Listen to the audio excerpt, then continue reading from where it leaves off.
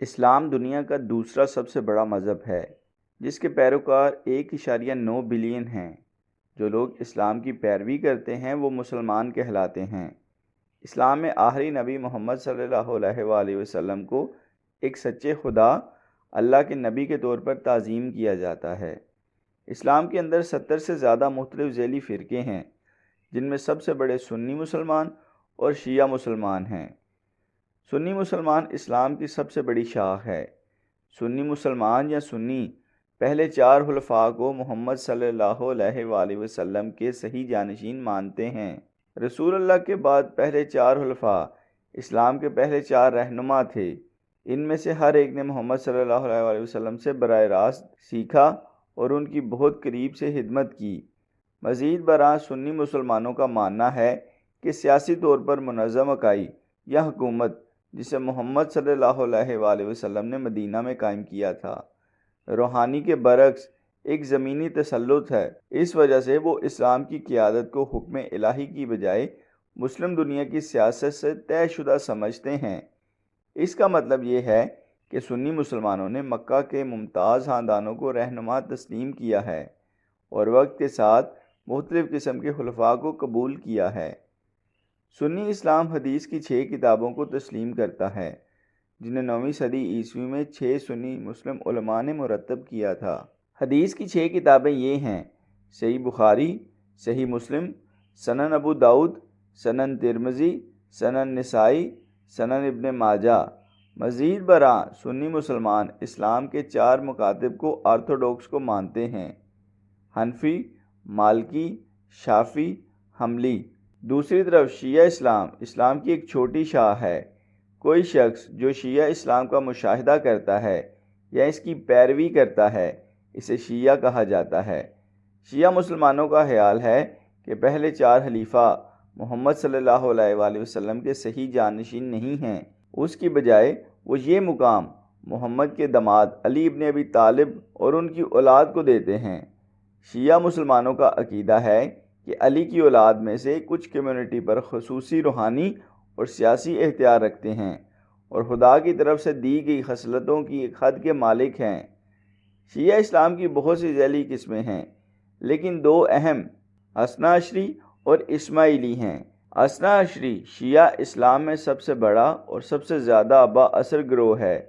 سنی اور شیعہ دونوں ہی اسلام کی بنیادی نظریات کا اشتراک کرتے ہیں۔ مثال کے طور پر دونوں گروہ اللہ کو خدا کے طور پر عبادت کرتے ہیں، محمد صلی اللہ علیہ وآلہ وسلم کو نبی مانتے ہیں اور قرآن کی تعلیمات پر عمل کرتے ہیں۔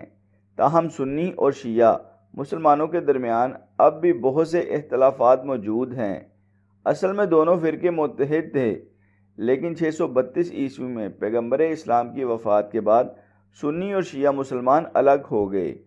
سنی ایک زیادہ قدامت پسند فرقہ بن گیا لیکن شیعہ مسلمان زیادہ روایتی رہے۔ ایک اندازے کے مطابق سنی مسلمان مسلم کمیونٹی کا تقریباً 85% ہے جبکہ شیعہ مسلمان صرف 15% ہے۔